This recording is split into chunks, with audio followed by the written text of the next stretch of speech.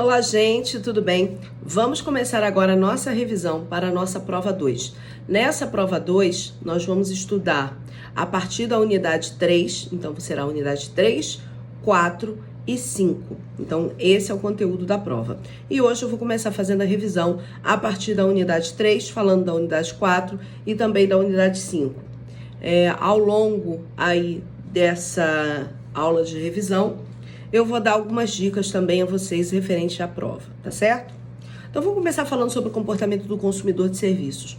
Bom, o comportamento do consumidor de serviços, ele não difere muito em relação ao comportamento do consumidor de produtos ou de qualquer outro tipo de consumo. Então, o consumidor, ele tem um caminho que ele percorre até decidir a sua compra, que de modo geral tem etapas pré-definidas, e que ele não vai alterar esse comportamento em relação ao tipo de produto que ele está comprando. O que vai fazer diferença é a relação emocional que ele tem com esse produto e o quanto esse produto custou para ele, ou o quanto ele é relevante emocionalmente para ele. Desse modo, o nosso material fala, né, dessa questão da percepção, da questão das atitudes, da questão das mudanças de atitudes. E o nosso material diz, né, que o comportamento do consumidor vai variar muito dependendo do envolvimento e do contato que esse consumidor vai ter com a compra de um produto. Então, a gente tem dois tipos de contato de serviço. Um é o alto contato, o outro é o baixo contato, que o consumidor tem com a empresa na hora que realiza a compra de um serviço. Um serviço de baixo contato é aquele em que o fornecedor não tem um contato muito direto com a empresa. Então, ele tem baixo contato. Ele faz essa compra por telefone, ele faz essa compra online, ele faz essa compra de uma forma remota, pré-aprovada, por delivery, né, por drive-thru, por algum mecanismo onde ele não vai ter diretamente um contato direto com o prestador de serviço e com o local da prestação de serviço. Já o autocontato, não. Ele vai estar diretamente ligado ali, em contato direto com o prestador de serviço e com as instalações de serviço. Por exemplo, ele vai estar na loja, ele vai estar no hotel, ele vai estar no banco, né? Então, ele tem caminhos diferentes para se relacionar com esse serviço. E o comportamento dele também vai ser diferente. Uma coisa é quando você compra um serviço, por exemplo, por telefone. Outra coisa é quando você contrata o conserto do seu telefone, que você manda pelo correio. Outra coisa é quando você tem contato com a instalação de serviço. E aí, muito provavelmente, quando você vai a um local de autosserviço, de autocontato com o serviço, você vai tender a ser mais crítico. Você vai ter mais condições de avaliar aquele serviço de uma forma mais completa.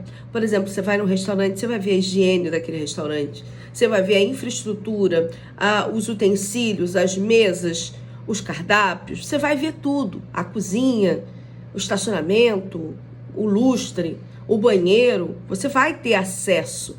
E isso vai te dar mais pontos de avaliação para que você pondere aquela sua avaliação referente a esse comportamento de compra.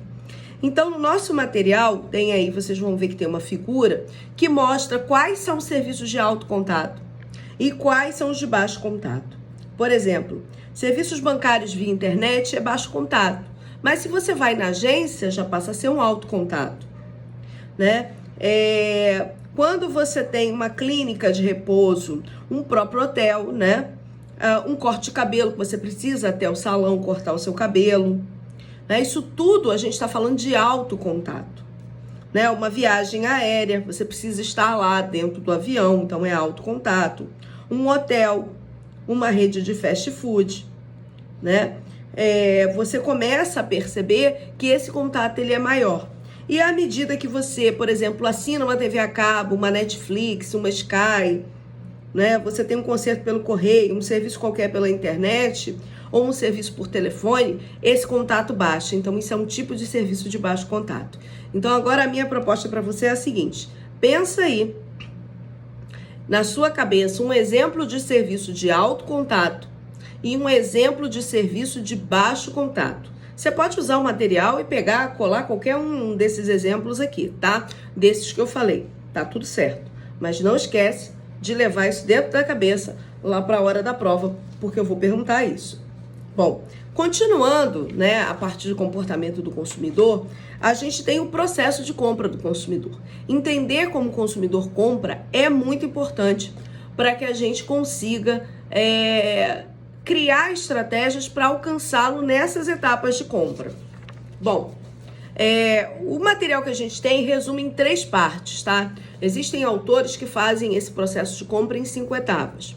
Mas essa de 3 etapas, ela aglutina, né, as 5 etapas em 3. A primeira etapa é a etapa de pré-compra, depois a compra e o pós-compra. Esse é um modelo que eu gosto bastante, porque ele é bem lógico, né? E a gente está bem acostumado a entender antes de comprar, na compra e depois da compra. Dentro do estágio de pré-compra, aí sim a gente tem 2 etapas, que os outros autores dizem que são 5, né? As 2 etapas que desses 5, elas estão dentro do pré-compra, que é quando a gente reconhece uma necessidade, e a gente já falou isso aqui, e essa aula tá gravada, inclusive, tá? Se você perdeu, dá uma olhadinha lá no grupo, no histórico, ou no SIGA, porque tem essa aula gravada, que eu falo sobre essa parte de comportamento. A gente tem o reconhecimento da necessidade, é quando a gente percebe que precisa de comprar alguma coisa, né? Essa é a primeira etapa do estágio de pré-compra.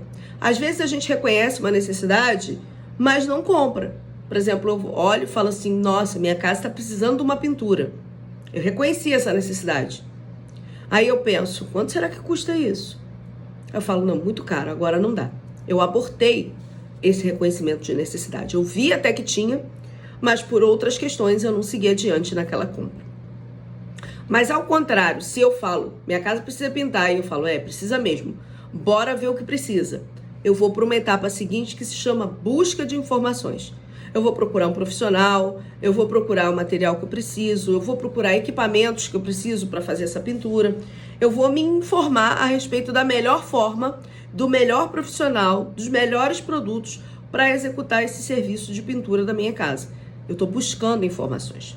Pode ser que ao buscar informações eu descubra que é muito caro, ou eu descubra que naquele momento eu não posso fazer aquilo, por N questões. E aí eu falo, não, agora não.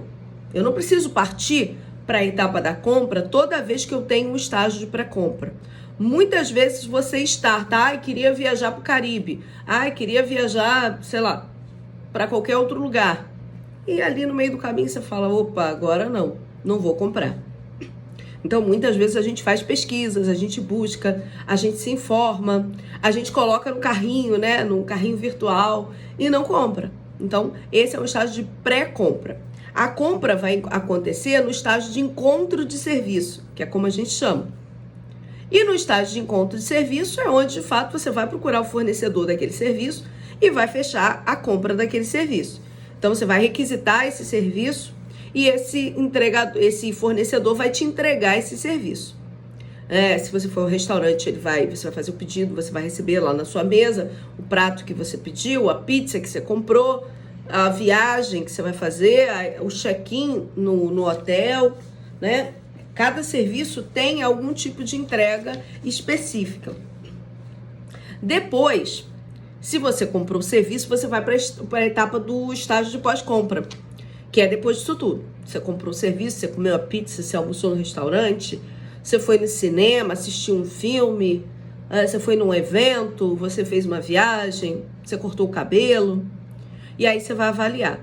Essa avaliação, muitas das vezes, já acontece durante a execução do serviço, né? Você já tá ali, você já tá vendo se vai gostar, se não vai. Você no cinema, no meio do filme, você já sabe se gostou, se não gostou do filme. Você já tem uma ideia se era bom, se não era bom, se você se arrependeu ou não. Então, nessa etapa, você vai fazer a avaliação do desempenho do serviço, se ele cumpriu aquilo que te prometeu, e você vai definir suas intenções futuras. Por exemplo, no cinema, eu vou indicar esse filme para alguém? Eu vou indicar essa pizzaria para alguém? Eu vou voltar nessa pizzaria? Eu vou voltar nesse hotel? Eu vou refazer essa viagem ou não? Então, são etapas que compõem a decisão de compra e que interferem diretamente no comportamento do nosso consumidor.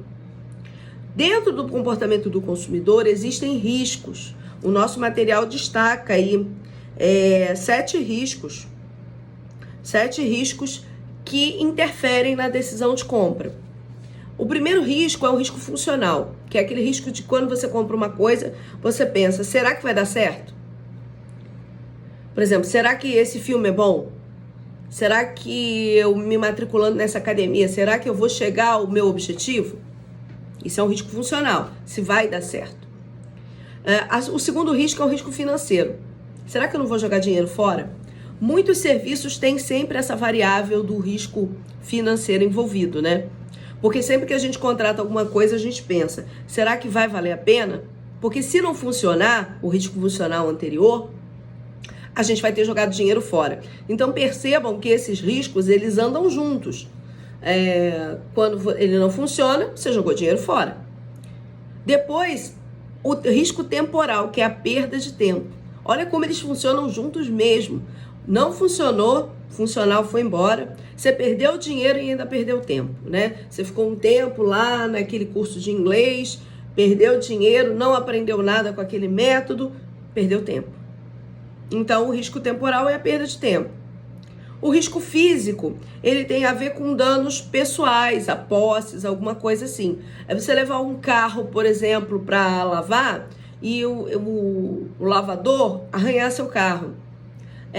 Você ir fazer alguma coisa e fazer um procedimento estético, sei lá, e voltar com algum dano físico.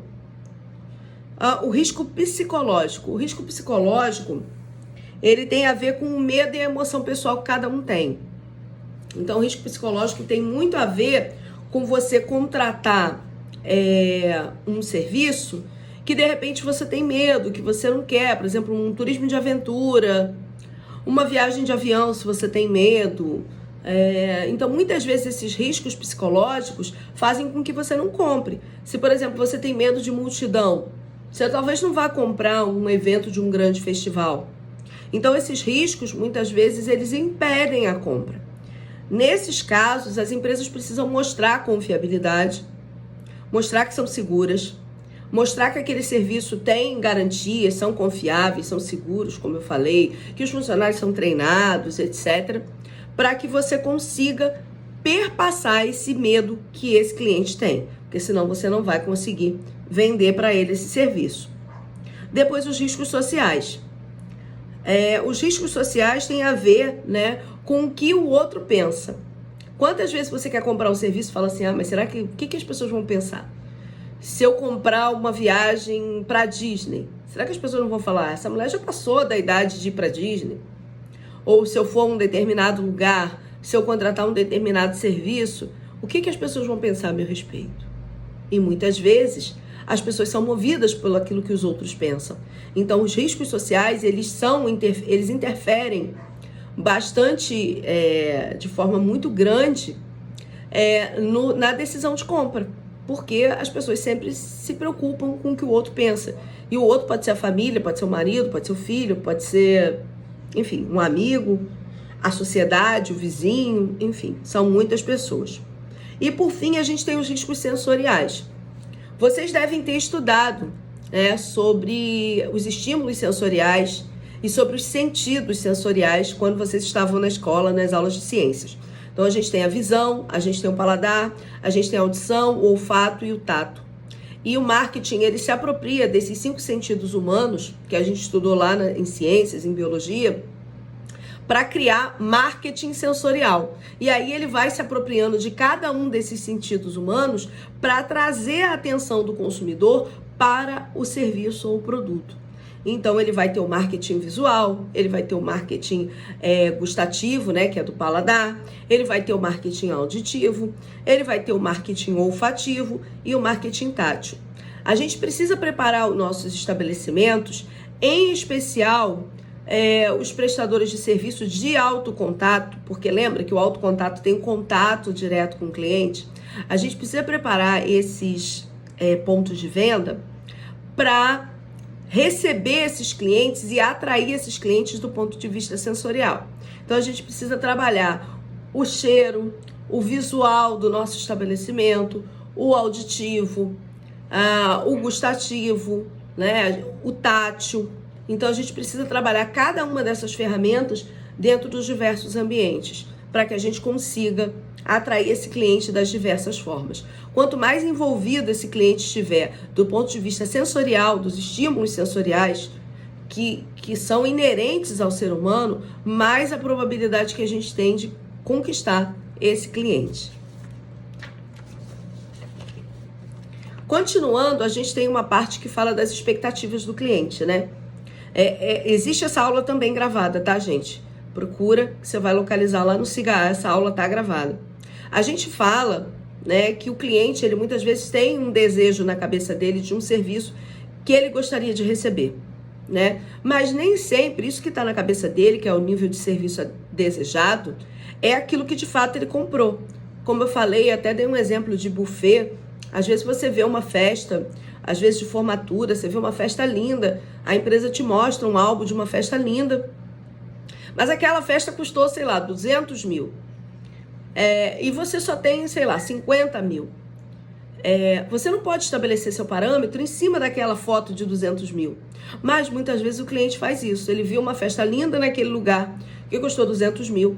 E é esse nível de serviço desejado que ele espera receber. Só que ele só tem 50 mil. Então, a empresa, ela precisa mostrar exatamente qual é o nível de serviço previsto para o que ele pagou, 50 mil, e mostrar a ele, né, olha, isso aqui que é o previsto, é isso que eu pretendo te entregar. E aí, o cliente vai entender se aquele nível de serviço, ele é o adequado.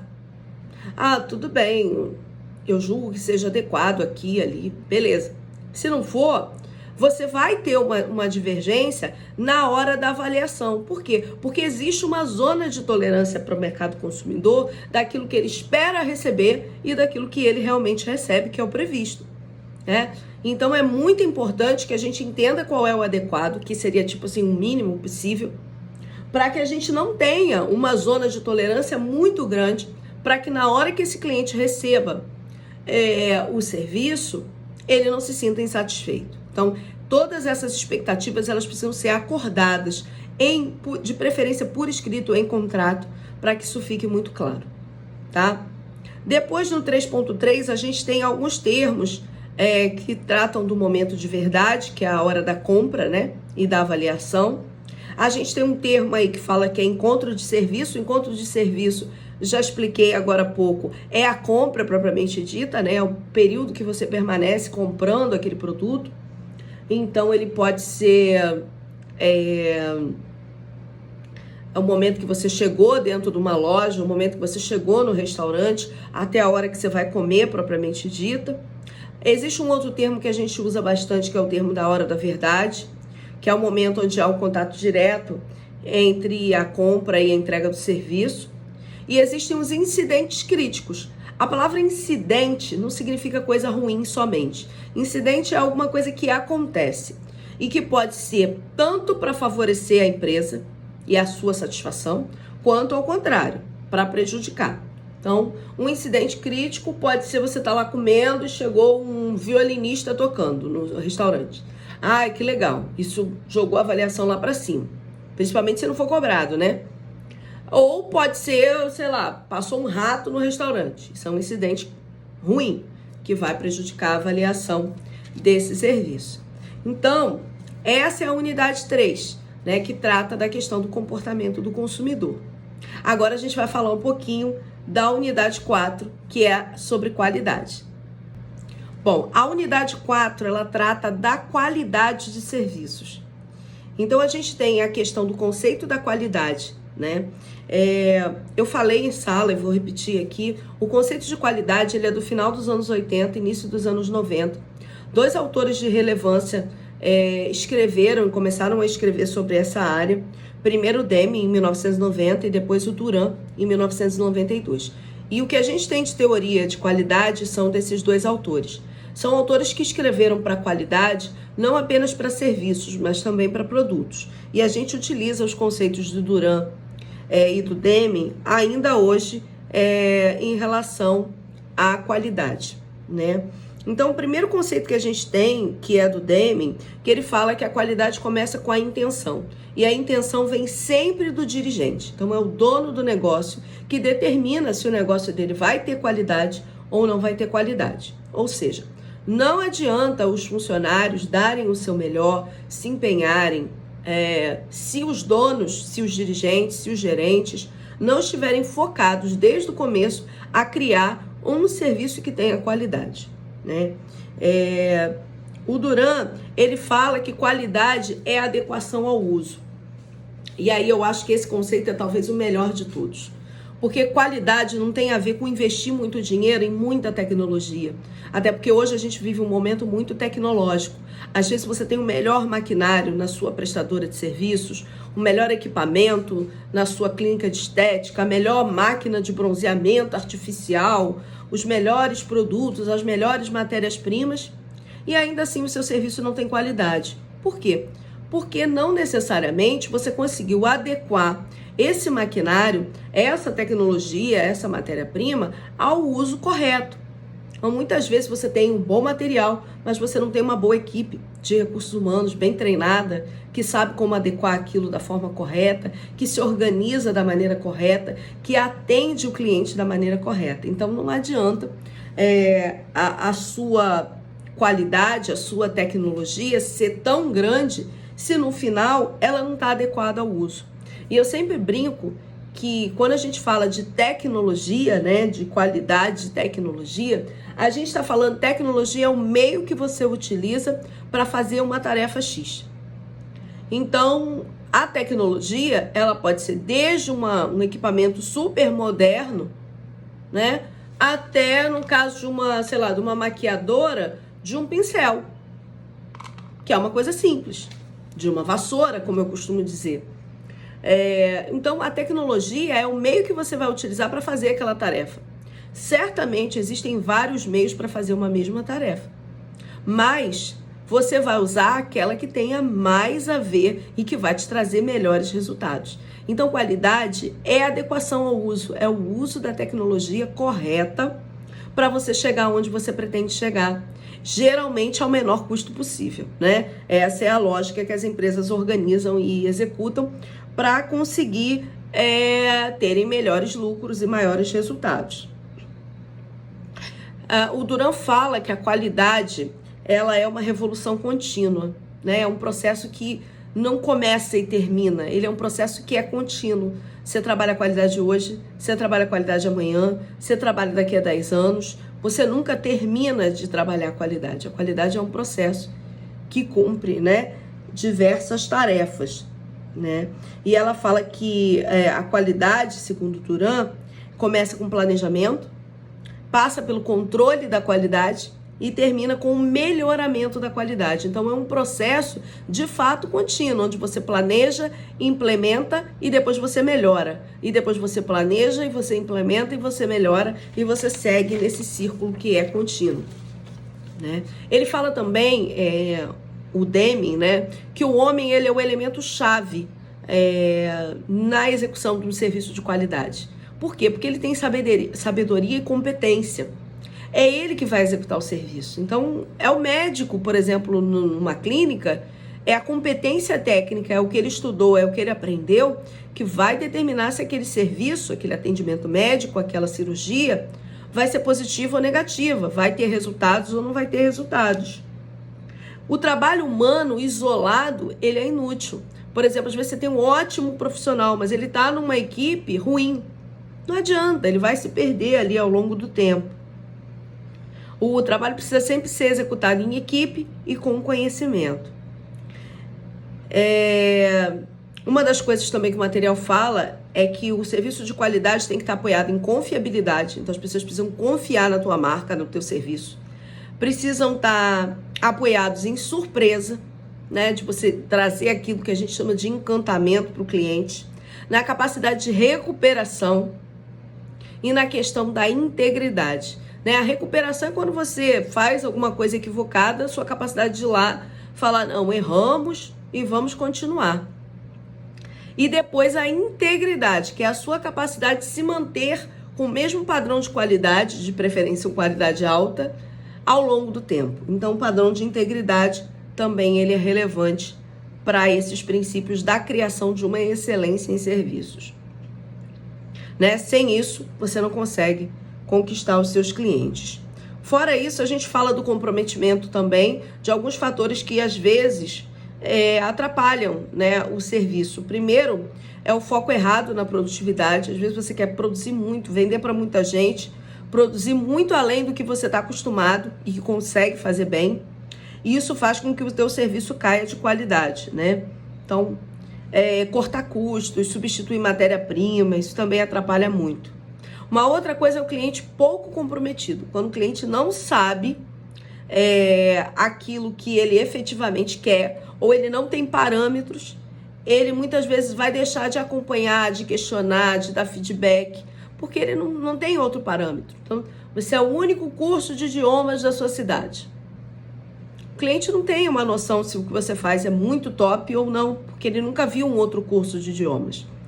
Isso é complicado para a empresa em termos de buscar melhoria. Uma outra coisa que também é péssima para a qualidade do serviço é a acomodação do prestador de serviço.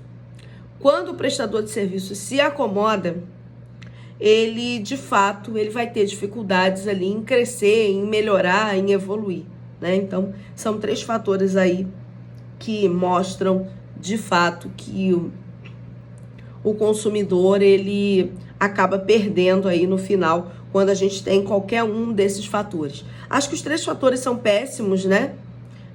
Cada um a seu modo, mas são fatores que juntos, se eles estão no mesmo combo, realmente torna a qualidade do serviço muito comprometida. Depois, a gente entra em 2 métodos. O método serve-qual e o método serve-perf. Como eu falei, são métodos primo-irmãos, sabe? Praticamente a mesma base teórica. Um autor melhorou o outro em sequência de poucos anos. O método mais conhecido, mais usado é o serve-qual, é o mais conhecido porque foi o primeiro, então ele acabou sendo o mais usado. Ele foi criado em 1988, né, por Parasunaman, Zeitan e Berry. São 3 autores também de referência dentro dessa área de qualidade. E eles criaram um instrumento de mensuração, porque é muito fácil você falar assim, eu tenho qualidade. Mas como é que você faz para saber se você tem qualidade ou não? Você tem que ter um método, um instrumento, um questionário, alguma coisa que te ajude a ir lá e identificar se você tem de fato qualidade ou não.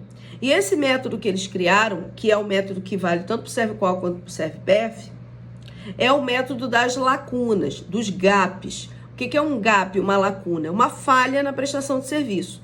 Então, eles escalonaram aí 5 lacunas, onde em cada uma dessas lacunas eles identificam ali falhas. A lacuna 1 é uma falha na percepção gerencial. Lembra que eu falei que tudo começa com a intenção dos dirigentes? Então pronto, se a lacuna 1 tiver problema, muito provavelmente você vai ter outras falhas ao longo do teu processo. Você vai identificar falhas nas outras 5 lacunas. Porque os gerentes determinam tudo. Eles que visualizam o negócio, que ofertam serviços, que determina quanto vai custar, para quem vai vender, como vai se comunicar, como vai ser prestado o serviço, qual é a matéria-prima, qual fornecedor, tudo está na mão do dirigente. Quando você tem uma falha na percepção gerencial, e muitos gerentes fazem um serviço para eles e não para o cliente, ele faz o que ele gosta e não o que o cliente quer, né? E quando a gente tem esse tipo de falha, por exemplo, a gente vai ter problemas. Então, o material, e aí eu vou pedir para que você leia, ele diz quais são as falhas e quais são as medidas corretivas. Então leia essa parte, vai lá no material e dá uma lida. Quando é uma falha gerencial, o que a gente vai ter ali? Quais são as medidas corretivas necessárias para que a gente alcance isso? Já a lacuna 2 fala da especificação da qualidade do serviço.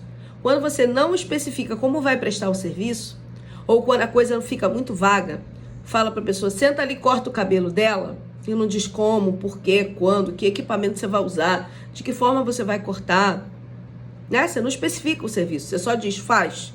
O cara vai fazer de acordo com aquilo que ele acha que tem que fazer, com os equipamentos que ele conhece, da forma como ele aprendeu.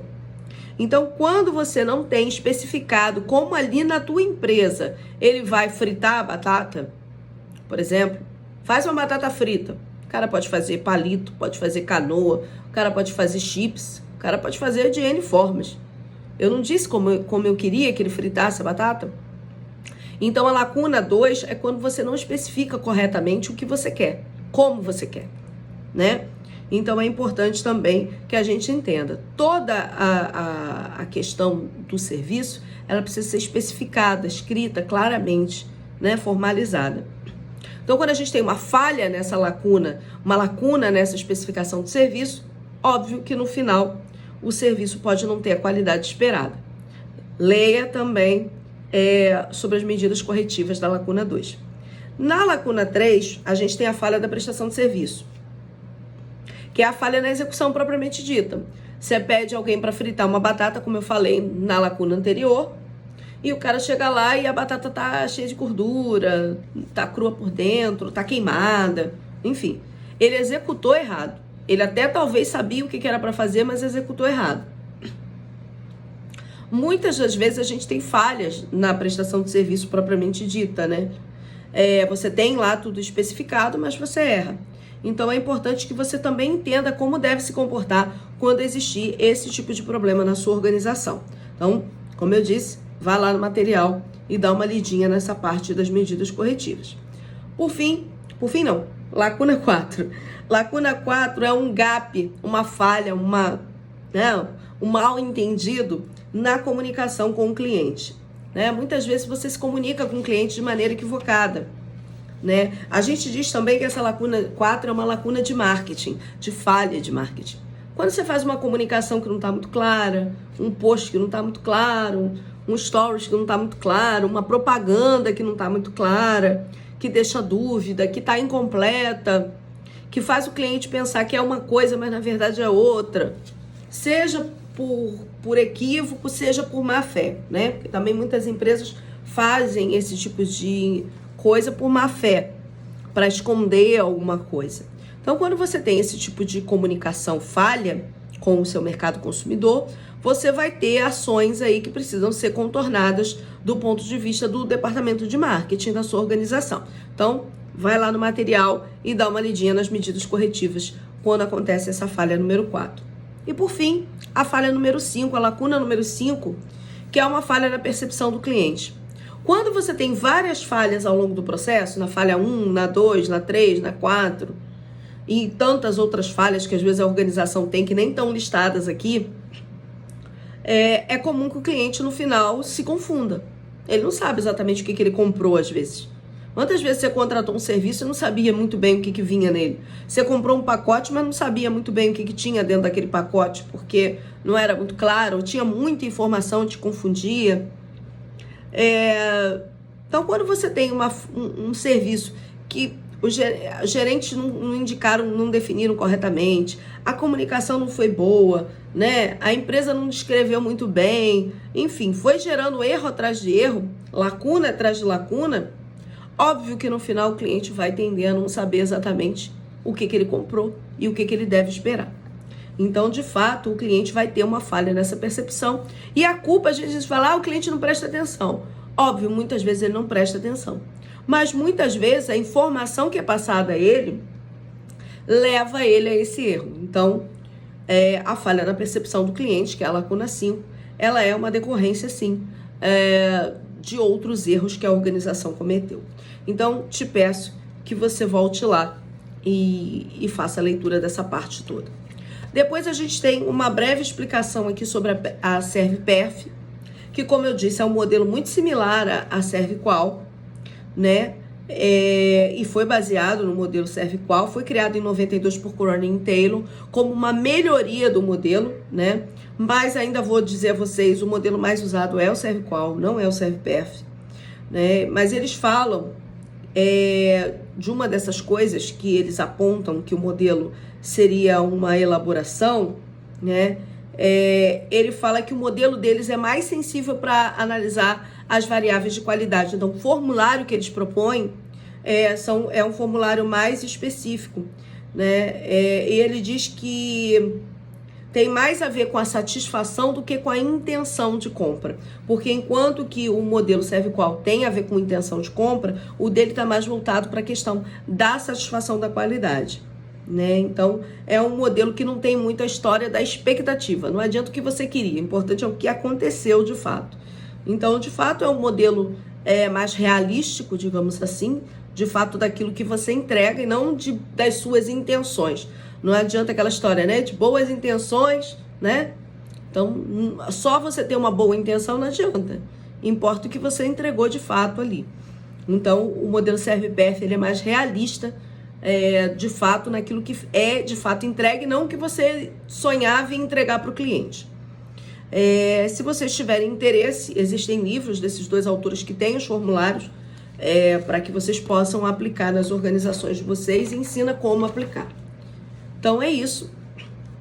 Essa é a unidade 4. Como eu falei, essa parte da ServiQual e da ServiPerf, eu coloquei disponível um outro vídeo na época da aula, que eu explico com bastante profundidade essa parte. Então, se você perdeu, procura lá no Siga A, no grupo também tem o link, e você assiste de novo para tirar as dúvidas que você tiver.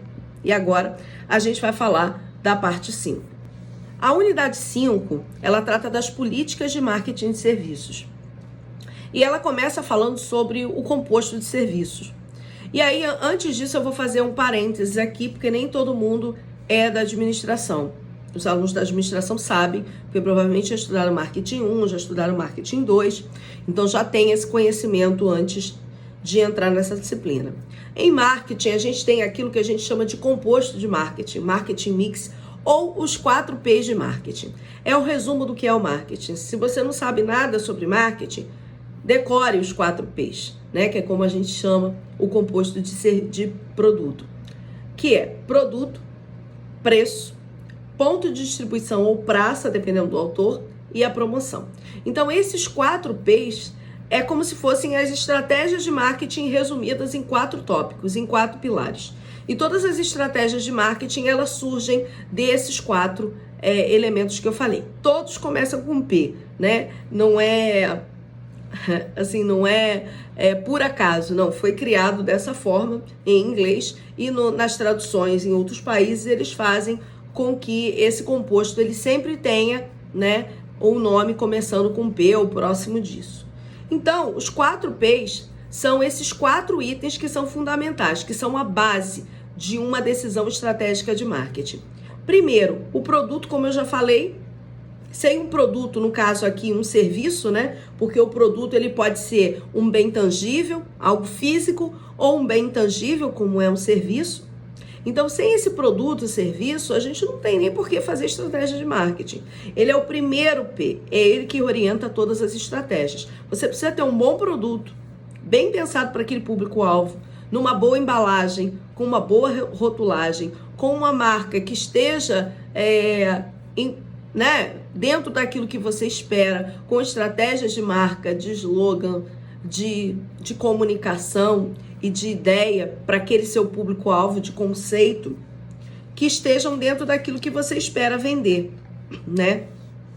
Então, quando a gente fala de produto, a gente fala que a gente vai criar um serviço que seja adequado àquela realidade. Então, por exemplo, você está abrindo uma lanchonete. Que serviços, né? No caso, que produtos vão ter ali de venda dentro daquela sua lanchonete? Aí você vai pensar, produto A, produto B, isso aqui na minha região tem demanda. Você vai abrir uma clínica de estética. Que serviços você vai ter ali na sua clínica de estética? Você vai abrir uma oficina mecânica. Que serviços você vai ofertar? Isso é muito importante, porque às vezes você delimita mal o serviço que você vai vender e aí você acha que o negócio não dá certo. Por quê? Porque às vezes o serviço não é adequado àquela região, àquela cidade, naquele contexto, naquele momento. Bom, a partir do momento que você já fez o primeiro P, que é o produto ou serviço, você vai passar para um segundo P, que é o P de preço. Bom, óbvio, todo produto, todo serviço precisa ter uma definição do preço. Quando eu falo a definição do preço, eu falo um número, sei lá, R$1,99, mas eu estou falando também das estratégias de preço que você vai usar. Por exemplo, o seu preço vai ser para o público mais baixo ou vai ser para um público de renda mais alta? É aquilo que a gente chama, você vai atuar abaixo da média de mercado, na média de mercado ou acima da média de mercado? Como é que vai ser? A sua lanchonete que você vai abrir, ela vai ser mais barata que os seus concorrentes? Ela vai ser igual aos seus concorrentes? Ela vai ser mais cara que os seus concorrentes? Que tipo de desconto você vai aceitar? Isso tudo são estratégias que você precisa pensar. Porque às vezes você está, sei lá, num bairro mais pobre, mais de classe média. Você precisa pensar em um preço que tenha a ver com aquele produto que você está vendendo. Às vezes você tem uma boa ideia, mas a tua precificação está fora daquele público-alvo. Então o preço ele é fundamental para que você consiga ter resultado e ter êxito nas estratégias que você vai adotar. Então o segundo é o preço. A terceira coisa é a distribuição. Ou a praça, né? Que é onde você vai vender, como você vai vender. Antes, a gente tinha uma praça meio que normal. Todo mundo ia lá, abria uma loja, abria um ponto físico. E aí você tinha que escolher, óbvio, qual é a localização desse ponto físico, que também não é um processo fácil. Você tem uma série de estudos para você escolher, por exemplo, qual é o local mais adequado para uma loja X, Y, Z. Então, você escolher, por exemplo, uma loja numa rua, ou uma loja num shopping, dentro de um centro comercial, de acordo com o tipo de negócio que você quer. E aí você vai escolher um ponto físico. Mas, dentro de uma realidade que a gente tem hoje, a gente sabe que as empresas estão buscando outros canais de distribuição, né? A gente ouve muito falar canais de distribuição, que é os caminhos que você vai usar para distribuir. Você pode distribuir, de repente, o seu serviço de uma forma remota, online. Você pode agendar de uma forma remota, ainda que você tenha que executar esse serviço remoto fisicamente. Eu vi alguns estabelecimentos, por exemplo, de salão de cabeleireiro, que tem um aplicativo, onde o cliente consegue agendar pelo aplicativo o dia e o horário que ele vai fazer lá o serviço. Ele consegue olhar a agenda toda, escolher, segunda tem esse horário, terça tem esse horário, quarta tem esse horário. Ele não vai precisar ligar, ele vai vender o serviço dele pelo aplicativo. É óbvio que o cliente vai ter que ir lá cortar o cabelo. Assim como, por exemplo, no hotel, né? Eu tenho que ir até o hotel, mas como eu vou comprar esse serviço? Eu tenho que ir lá para comprar esse serviço? Em tempos remotos, eu lembro que os hotéis você precisava ligar, você precisava depositar um valor antes para reservar. Hoje em dia isso tudo mudou, você tem Booking, você tem Hotels.com, você nem compra diretamente com o vendedor, né, com o estabelecimento. Você tem iFood, que você compra sem ligar para a pizzaria. Você vai escolher onde você vai disponibilizar a venda do seu serviço. Ainda que o seu serviço precise ter um alto contato, como a gente falou lá no começo, que o cliente precisa ir lá. Mas onde que ele vai comprar? Aonde que ele vai ficar sabendo das tuas promoções? É no Hotels.com? É no iFood? É no seu aplicativo próprio? Ou não? Ele vai ter que ir lá fisicamente. Então você precisa pensar nisso. Quanto mais canais de distribuição você tem, mais possibilidades de compra você tem, de venda, perdão, você tem. Mais possibilidades o cliente tem de saber que você existe. Então hoje as empresas de serviço estão buscando canais de distribuição, praças, também virtuais. Vi, por exemplo, salão de cabeleireiro que está fazendo assinatura. Salão de barbearia fazendo assinatura. A cliente assina no aplicativo, paga todo mês um valor e ela tem lá os vouchers onde ela consegue trocar. Ela pagou lá 5 vouchers de salão de cabeleireiro X, dentro daquele plano que ela assinou. Ela lá no aplicativo ela já vai conseguindo agendar o serviço que ela quer, o dia que ela quer, a hora que ela quer. Né? Muito melhor do que necessariamente ela ficar esperando, né, a cliente por conta própria e bater lá na porta do salão para comprar um serviço. Então, quanto mais canais de distribuição você tem, mais possibilidades você tem de venda, né? Mais possibilidades você tem. O quarto é a promoção. A promoção é a comunicação. Que canais você vai usar para comunicar ao seu cliente da existência da sua empresa, da sua organização, daquela liquidação que você vai fazer, daquele desconto, daquele lançamento de um novo serviço, daquela data comemorativa que você vai fazer uma ação, aonde você vai divulgar. Então você precisa definir quais são os canais que o cliente vai usar quando ele quer saber de você. E aí cada empresa vai fazer o seu. né? Você vai fazer uma comunicação talvez com folder, você vai fazer outdoor, você vai estar presente em quais redes sociais, né? Você todo dia tem uma novidade, então você tem lá Threads hoje, né? Acabei de entrar aí essa semana, ainda tô né? Tentando entender como funciona, porque eu já tinha o Twitter, acabei entrando. Então você tem redes sociais, será que essa rede social vai vingar? Será que o Twitter vai morrer? Será que eu já não tenho que estar numa outra rede social para caso aquela dê ruim, como aconteceu com o Orkut? Então a gente precisa criar canais de comunicação com esse cliente. Isso precisa estar definido e a empresa precisa pensar quais são os caminhos de comunicação que ela precisa adotar dentro daquilo que ela tem de orçamento de comunicação. E aí, por fim, eu falei dos 4, né? Esses 4, eles são a base do marketing para produtos. Só que aqui a gente está falando de marketing de serviços. Esses 4 também se aplicam a produtos, como eu falei. Só que se aplicam a produtos e para serviços, perdão. Só que para o marketing de serviços, a gente tem um acréscimo de mais 3 P's, para poder dar mais amplitude estratégica além de um produto. Por quê? Porque os serviços têm suas particularidades, né? Gerir marketing para serviços tem suas particularidades. E aí a gente agrega mais 3 P's além daqueles 4. Então, de 4 passam a ser 7. Então, quantos P's a gente tem para marketing de produto? 4. Quantos P's a gente tem para marketing de serviços? 7. Então, a gente tem 3 ampliados, 3 marketings mix, que a gente chama, 3 compostos ampliados, para que a gente consiga atender aos serviços, que são o ambiente físico, o processo e as pessoas. Bom, o ambiente físico não começa com P, não começa. Alguns autores chamam de evidências físicas, tá? Também tá correto. Porque, na verdade, o termo correto em inglês é physical, com PH, né? Physical com PH. E aí, na tradução, não teve como manter com PH, não se achou nada parecido, então esse P ficou aí meio que começando com AF ou EF, se for evidências físicas. Mas a gente, quando fala do physical, do ambiente físico, das evidências físicas, a gente está falando da infraestrutura daquele estabelecimento de serviços. Então, a gente está falando do lugar, do mobiliário, do equipamento, do prédio, do condomínio, da localização que você escolheu para colocar a sua prestadora de serviço, do seu hotel. Eu estou falando do hall do seu hotel, do restaurante do seu hotel, dos seus quartos, das suas dependências de restaurante, de tudo que um cliente vai desfrutar quando, por exemplo, ele se hospeda lá naquele hotel. De tudo que ele vai ver quando ele vai naquele restaurante. De tudo que ele vai visualizar quando ele vai naquele salão de cabeleireiro. Então, eu estou falando da infraestrutura, que geralmente oferece conforto ao cliente. Deveria, né? Oferecer conforto ao cliente.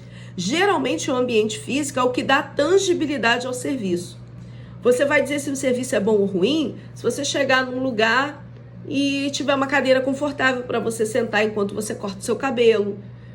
Se tem um lavatório que vai lavar o seu cabelo, sei lá, com água morninha. Se você vê que os equipamentos são modernos, que tem coisas que você nunca viu por aí.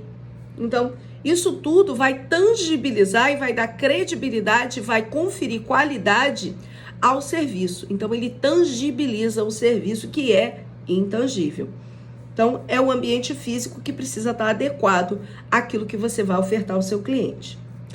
O outro P, esse sim é P, né? Que é o 6º P, é o P de processo. A gente falou aqui o tempo todo que para que você tenha um bom serviço, você precisa ter um serviço com qualidade. Para que você tenha um serviço com qualidade, ele precisa ter um processo, ele precisa estar operacionalizado. Ele precisa estar descrito em algum lugar. Você precisa falar para a pessoa, faz uma batata frita e explicar a ela como ela vai descascar a batata, com que equipamento, com que espessura vai descascar a batata, depois como ele vai cortar a batata, em que espessura, de que formato, e aí depois em que óleo ela vai cozinhar, onde ela vai colocar esse óleo, a que temperatura ela vai colocar esse óleo, quanto tempo ela vai colocar a batata lá dentro do óleo, com que coisa, será que vai ser com aquela grelhazinha que tem lá que já coloca ou não, ele vai jogar lá, você vai especificar. Depois de quanto tempo ele vai tirar, vai colocar no papel, vai colocar no outro equipamento para pingar a gordura, como vai ser? Isso é processo. Todas as etapas de uma prestação de serviço precisam ter processos previamente definidos, minimamente detalhados, para que o consumidor, aliás, para que o prestador do seu serviço consiga executar daquela maneira. Então, precisa de processo. E, por fim, a gente precisa, no 7º P, das pessoas. Como eu falei no começo, quando a gente falou de qualidade, né, a gente fala que o homem é um elemento fundamental da qualidade de serviços. E ele é o elemento principal da prestação de serviços. Por mais que os serviços sejam automatizados, que você tenha tecnologia, o homem sempre vai ser o principal. Então, se você tem um cabeleireiro, se ele não for bom, ele pode ter vários equipamentos ali à volta dele, o serviço vai ser ruim. Você tem um médico, o serviço é o médico, é o que ele aprendeu, é o que ele tem de feeling, de entendimento, de experiência. Em todos os serviços que você parar para pensar, é sempre o homem que vai encontrar a solução para aquele serviço adequado. Então, é o garçom que de repente vai te dar uma indicação do que ele acha que é o melhor para você ali naquele restaurante, uma indicação de como combinar, harmonizar, né, um vinho com uma comida, uma sobremesa, né? É um mecânico que vai te dizer a peça que está com defeito no seu carro. Enfim, em todas as prestações de serviço, sempre é o homem que vai conduzir esse processo, é o prestador de serviço, é o funcionário daquela organização. Então, as pessoas não poderiam deixar de estar dentro desse processo e ser um dos pilares do composto de serviço, né? Já é diferente de um produto, porque o produto ele é fabricado por uma máquina. Tudo hoje é muito industrializado. Então, para o marketing de produtos, 4 P's são suficientes. Mas para o marketing de serviço, eu preciso de mais 3, tá? Além desses 4 aqui, esses 3. Então, produto, preço, ponto de distribuição ou praça, promoção, ambiente físico ou evidências físicas, tanto faz, mas não começa com P, tá? Porque vem de physical com PH, processos e, por fim, pessoas. São esses 7 elementos combinados que formam esse composto de marketing. Espero que eu tenha conseguido tirar suas dúvidas. Leia o material, tá? Se tiver dúvida, assiste de novo. E se você tiver alguma dúvida, você me manda lá no grupo a dúvida que você tem, que eu vou te ajudar nisso, tá certo? Beijo pra vocês, até a prova. Tchau, tchau, gente.